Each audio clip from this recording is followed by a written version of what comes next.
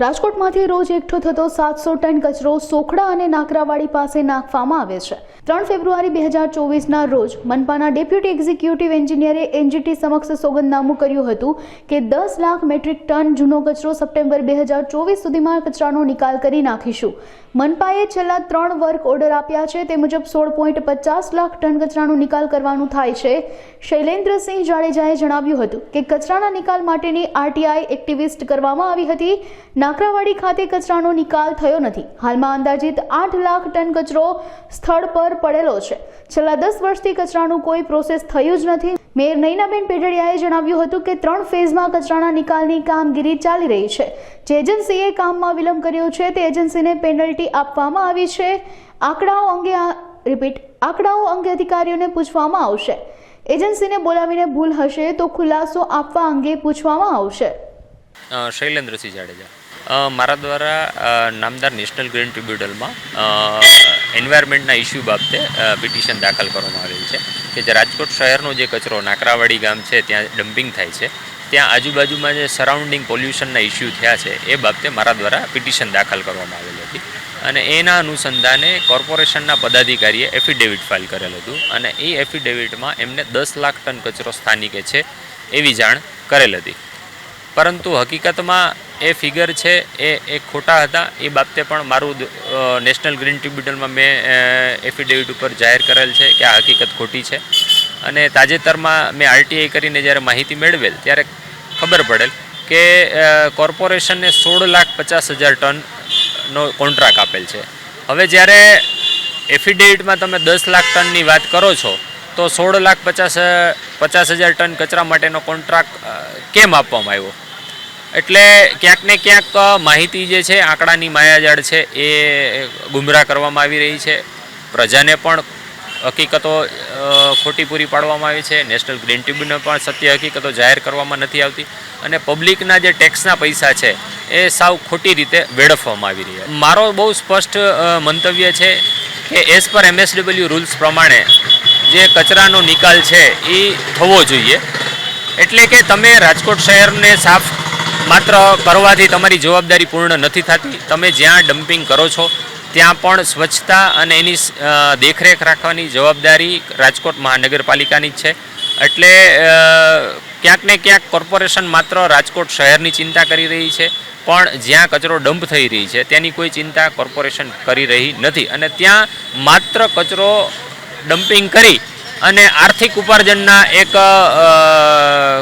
કાવાદાવો જે છે એ થઈ રહ્યા છે। જે તે વખતે 2014થી પ્લાન્ટ ત્યાં બંધ છે, ત્યારબાદ 2018માં વેસ્ટ ટુ એનર્જીનો કોન્ટ્રાક્ટ આપવામાં આવેલ છે, જે કામ 2020માં પૂરું થવાનું હતું, જે 2024 પૂરો થઈ ગયો તેમ છતાં હજી શરૂ નથી થયું અને ક્યારે શરૂ થશે તેની પણ શક્યતા નથી। એટલે ક્યાંક ને ક્યાંક કોર્પોરેશન જે કામ સમયસર પૂર્ણ કરવું જોઈએ, જેને નથી કર્યું એની સામે પણ પગલાં લેતા ખચકાઈ રહી છે।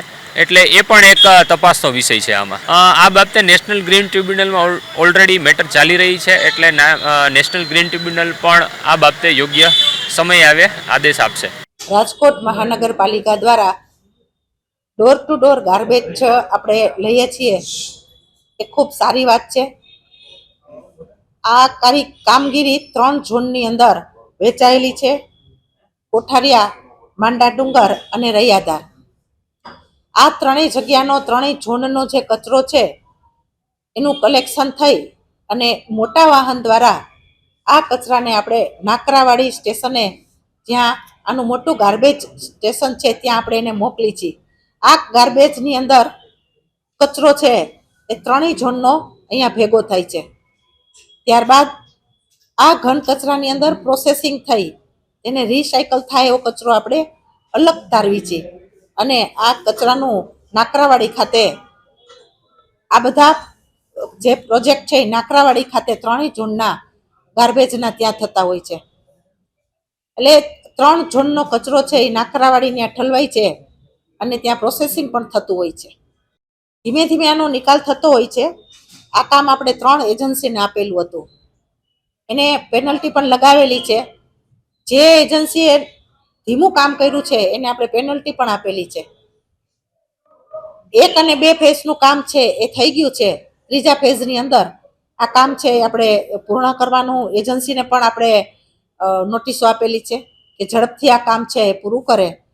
એટલે આ એજન્સીઓ છે એમાં 50% ને 25% કામ છે એ 2 ઝોનની અંદર આપણે પતાવી દીધું છે.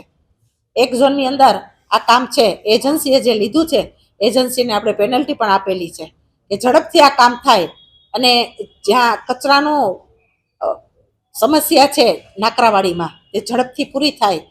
અને આ બધા વિષયો જે આપણા હાથ ઉપર કચરા બાબતના જે આવે છે અને રાજકોટ છે મહાનગરપાલિકા છે ત્યારે 3 ઝોનનો જે આ કચરો છે એ નાકરાવાડી ભેગો થતો હોય તો તે ત્યાં આપણે ધીમે ધીમે પ્રોસેસિંગ કરી અને આ કચરાનો નિકાલ તાત્કાલિક થાય એવી 3 એજન્સીઓને પણ આમાં પેનલ્ટી આપેલી છે અને ઝડપથી કામ થાય તેવું સૂચના પણ આપેલી છે. પ્લાન્ટ જે બંધ છે એનું ફરીથી આપણે એજન્સીને આપીશું અને ઝડપથી કામ થાય એના માટેને પણ આપણે સતત પ્રયત્ન કરશું કે જેથી કરીને આ કચરો છે એનો નિકાલ અને પ્રોસેસિંગ એની ઝડપથી થાય. અધિકારીઓ સાથે અને પદાધિકારીઓ અમે સાથે બેસી આનો ઝડપથી નિરાકરણ થાય અને જે પણ કચરો નાકરાવાડીની અંદર છે એ 3 ઝોનનો કચરો રાજકોટ મહાનગરપાલિકા જ્યારે આ બાબતમાં ચિંતા કરે છે ત્યારે કમિશનર સાહેબ એજન્સીઓને ફરીથી આ બાબતની પેનલ્ટી આપશું અને કમિશનર તેમજ પદાધિકારીઓ અમે સાથે બેસી અને આ કામ ઝડપથી થાય તેવું એજન્સીને પણ પેનલ્ટી આપીશું અને નવી એજન્સીઓ છે એને બોલાવીશું.